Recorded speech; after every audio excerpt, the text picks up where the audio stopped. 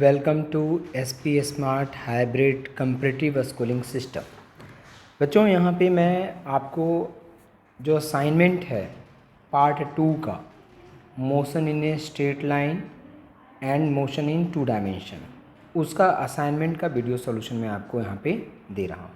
ठीक है, तो सबसे फर्स्ट क्वेश्चन है, पहला क्वेश्चन यहाँ पे है। सबसे पहला क्वेश्चन नंबर 1 में लिखा हुआ है यहाँ पे कि an object moves in a straight line along x axis, its distance from the origin is given by x equal to 10t square metre, the average velocity in the time interval from t equal to 2 second to t equal to 3 second is. Question number 1, so x equal to आपको given है, x equal to यहाँ पे है आपको given 10t square metre, 10t square metre. तो t equal to 3 second पे कितना distance travel कर लेगा? सो दिस इक्वल टू x2, क्योंकि t इक्वल टू 3 सेकेंड पे x2 और t इक्वल टू 2 से स्टार्ट किया था ना, तो इसको x2 मान लेते हैं। So this equal to 10 into 3 square, so this equal to 90 metre. और this is t2 and t1 equal to कितना था? 2 सेकेंड। सो यहाँ पे डिस्टेंस कितना हो जाएगा? सो 10 इंटू 2 का square, so this is 40 metre. So what is average velocity? Average velocity equal to total displacement divided by time taken. तो डिस्प्लेसमेंट कितना हो गया? 90 minus 40 divided by time taken 3 minus 2। So this is equal to 50 upon 1, this is metre per second. So 50 metre per second is the correct answer. Question number 2, the displacement x in meter of a particle of mass m in kg moving in one dimension under the action of a force is related to the time t equal to यहाँ पे है question number 2 में t equal to this is equal to root under x plus 3।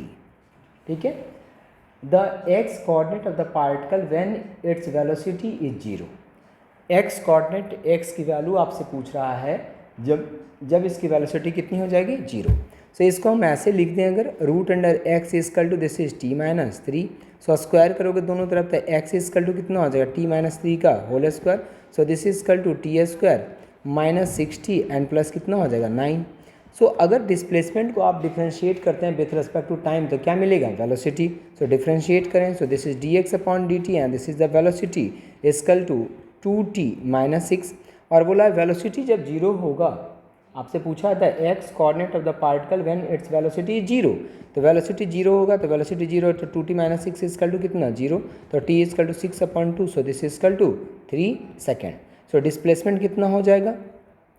So displacement x equal to कितना हो जाएगा? x equal to आपका t minus 3 है, तो 3 माइनस 3 का whole square, so this equal to 0 metre.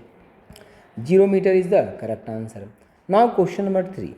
Question number 3 में कहा है कि particle is moving such that its position coordinate x and y are 2 metre 3 metre at time t equal to 0, 6 metre 7 metre at time t equal to 2 second and 13 meter 14 meter at time t is equal to 5 second. Average velocity vector is, so average velocity is defined as the rate of change of displacement. तो given that initial कितना है? 2 and 3 coordinate given था, तो मतलब x में 2 है metre, तो y में 3 मीटर है, तो in terms of i and j के टर्म में हम 2i cap plus 3j cap लिख सकते हैं। And the final t equal to 5 पे कितना? r2 equal to 13i cap plus 14j cap. So average velocity equal to displacement upon time. So delta r equal to i cap वाले को एक साथ हमने माइनस कर लिया, जे वाले को एक साथ कर लिया, डिवाइडेड बाई टाइम का difference. So this equal to, इसको हमने यहाँ पे क्योंकि हमें इनिशियल और फाइनल से मतलब है, बीच वाला जो है उसे हमें कोई मतलब ही नहीं है। सो दिस इज, ये हो गया ऊपर डिस्प्लेसमेंट नीचे time. So this is 11 upon 5 i plus j metre per second is the correct answer. Question number 3 हो गया। Now question number 4। Question number 4 में देखें तो लिखा है particle of mass unit mass undergoes one dimensional motion such that its velocity varies according to vx equal to beta x to power minus 2n, where beta and n are constant and x is the position of the particle, the acceleration of the particle is a function of x is given bye. तो this is the velocity. सो अगर differentiate करोगे तो क्या मिल जाएगा? Acceleration.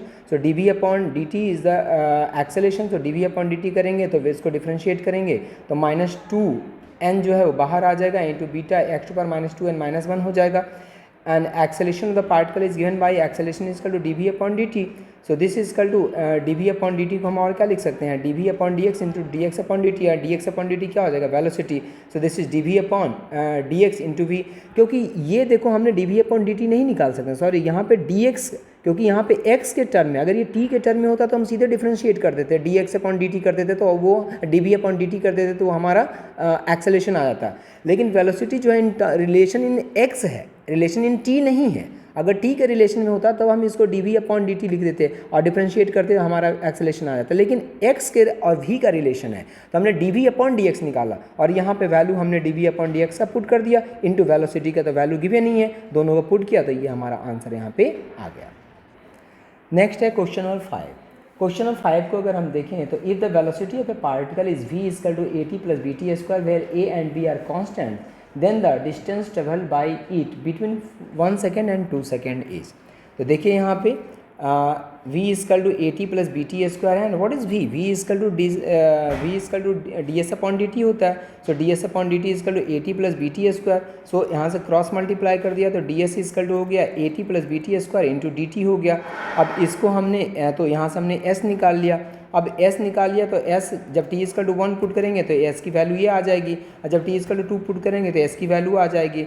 सो अब दोनों का difference निकालो तो वो आपका 1 सेकेंड से 2 सेकेंड के बीच में कितना डिस्टेंस ट्रेवल हुआ है वो निकल जाएगा. तो यहाँ पे t इक्वल टू 2 सेकेंड में जो डिस्टेंस हुआ है minus t equal to 1 second में जो डिस्टेंस हुआ है, दोनों का डिफरेंस जब निकाला तो ये आंसर हमारे पास आ गया. Now next question, question number 6. Question number 6 में कहा है two cars P and Q start from a point at the same time in a straight line and their position are represented by xp t equal to at plus bt square and xq t equal to ft minus t square. ठीक है. At what time do the cars have the same velocity. Car की जो velocity हो जाएगी same velocity हो जाएगी कब, तो बस दोनों को डिफ्रेंशिएट करके और उसको इक्वेट करना है. सो this is question number 6. This is question number 6. ये हो गया आपका क्वेश्चन नंबर 6. तो क्वेश्चन नंबर 6 में क्या हो गया, ये एक्स पी कार का आपका डिस्प्लेसमेंट गिवन है, क्यू कार का डिस्प्लेसमेंट गिवन है. तो इसको डिफ्रेंशिएट करोगे तो वेलोसिटी निकल जाएगा, इसको डिफ्रेंशिएट करोगे वेलोसिटी निकल जाएगा. और कहा है कि बताइए कि जब दोनों की वेलोसिटी सेम हो जाएगी, जब दोनों की वेलोसिटी सेम हो जाएगी तो टाइम बताना है. तो दोनों की वेलोसिटी को इक्वेट कर दो, वहाँ से टाइम की वैल्यू निकल गई हमारी. Now question number 7. Question number 7 जो है यहाँ पे उसमें कहा है क्वेश्चन नंबर 7 में है प्रोजेक्टाइल मोशन है, यहाँ पे दिख रहा है सभी को. The velocity of a projectile at the initial point A is 2i cap plus 3j cap metre per second. Its velocity at point B.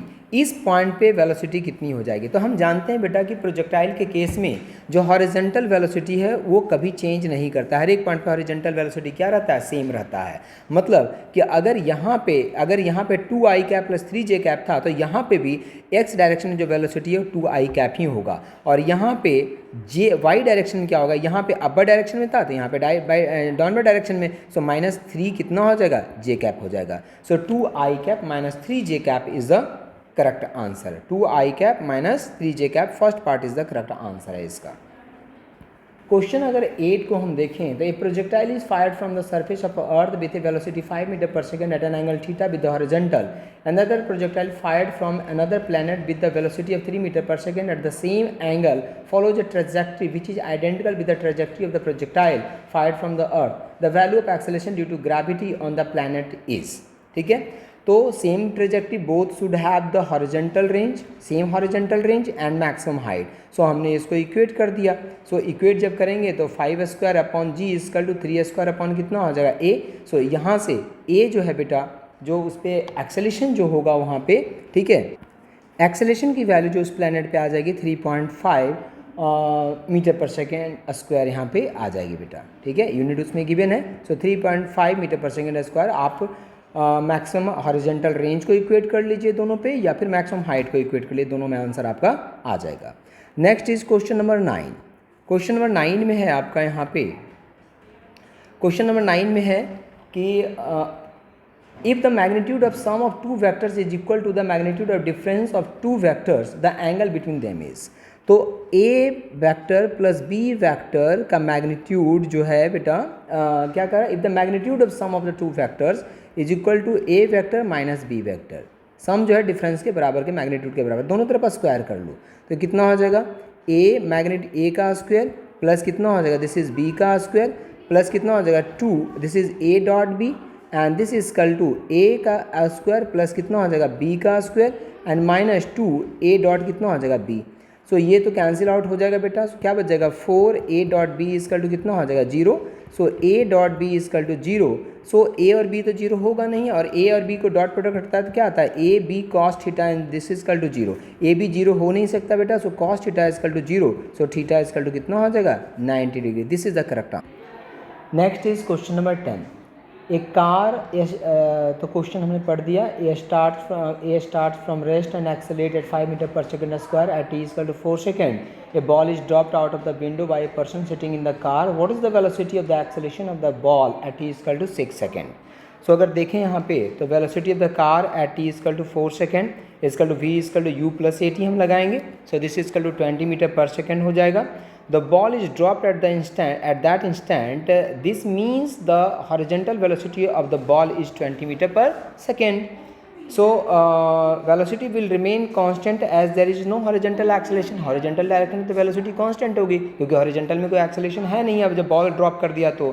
Now vertical velocity at t is equal to 6 second, that is जो vertical velocity है आपका, ठीक है।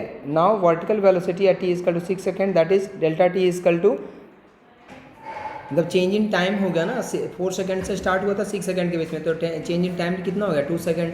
So v y equal to u y plus a y into delta t, so value यहाँ पे put किया तो u y क्या, initial velocity in y direction equal to 0 into acceleration in y direction equal to 10 हो गया into time हो गया 2 second, so 20 metre per second. So v net equal to कितना हो जाएगा, तो root under v x square plus v y square, so this equal to 20√2 metre per second यहाँ पे आ गया। सो नेट एक्सेलरेशन कितना हो गया, this equal to 10 metre per second square.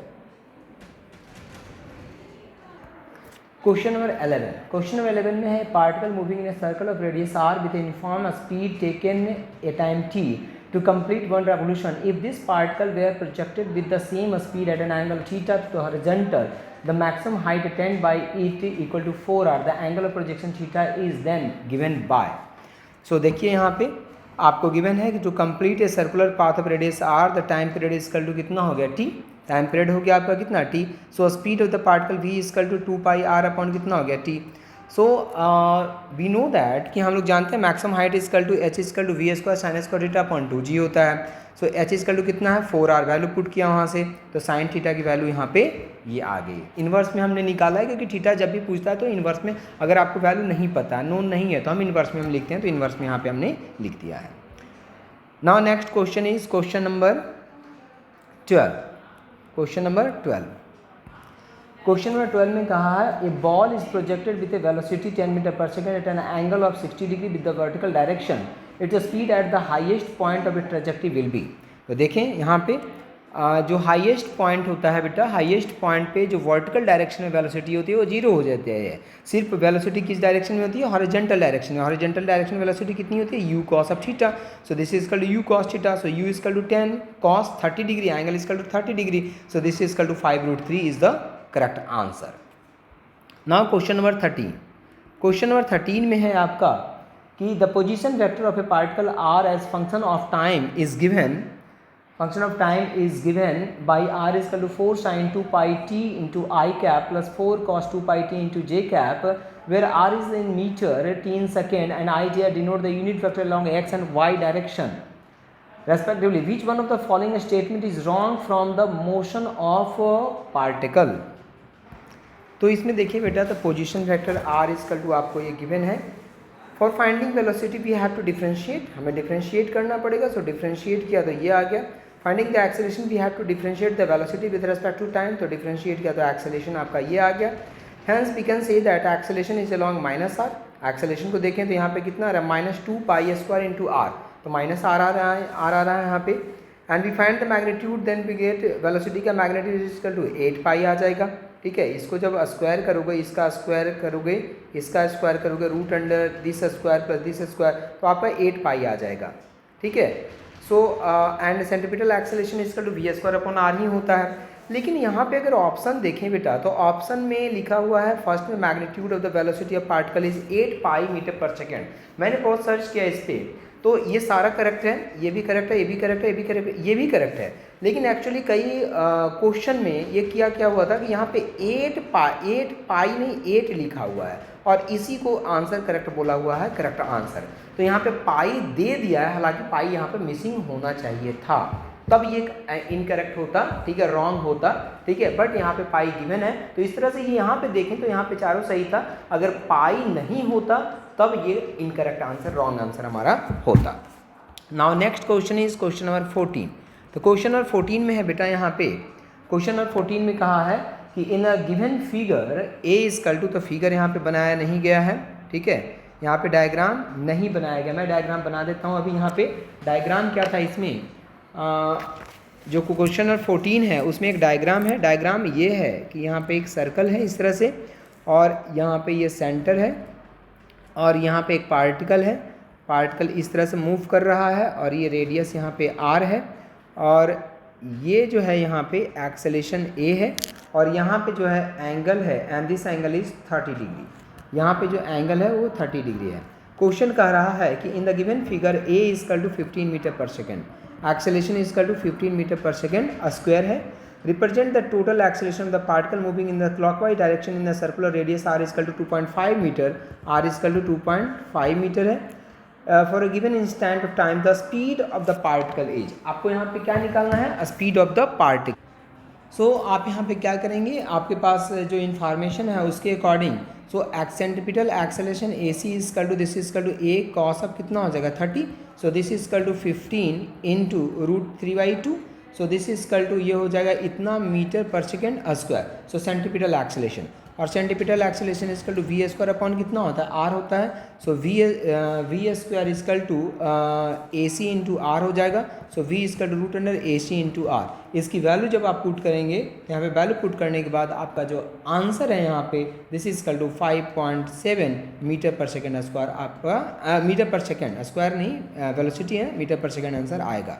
Now question number 15। Question number 15 को अगर हम देखें तो क्वेश्चन 15 में कहा है कि what is the minimum velocity with which a body of mass m must enters A vertical loop of radius r so that it can complete the loop. तो हम सभी को पता है कि अगर कोई वर्टिकल सर्कल में जाता है बेटा तो लोएस्ट पॉइंट पे जो वेलोसिटी होनी चाहिए √5g r के बराबर होना चाहिए। अगर ये लेंथ l है तो l लिखेंगे, r है तो r के टर्म में हम इसको लिखेंगे। सो √5g r होनी चाहिए।